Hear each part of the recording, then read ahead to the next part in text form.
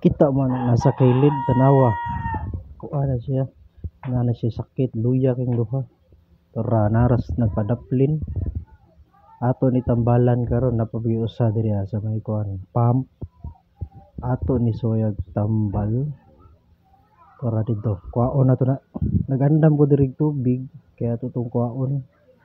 Na diri skilid ng katong duha.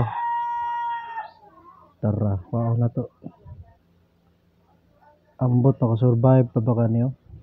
Murag SBD siguro na. Kanang mo baliktad ang kuan goldfish. Tara. Atong usa kuhaon sa rin nato.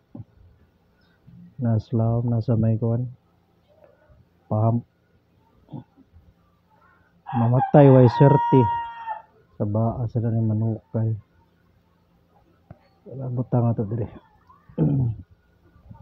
Pero na yung mga red spot na. Ambot natabang pa ba kani. Natara sila to. Baligid ang usa.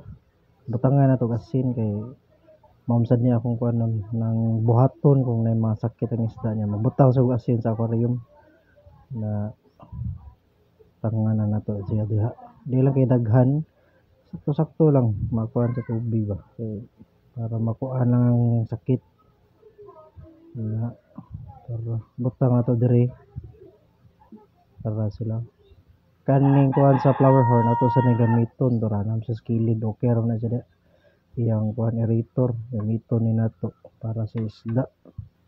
Dari ato butang dire para napod sila oxygen diha. Tara. Ambot lang mabuhi ba na siya. Update lang tamo ni guys.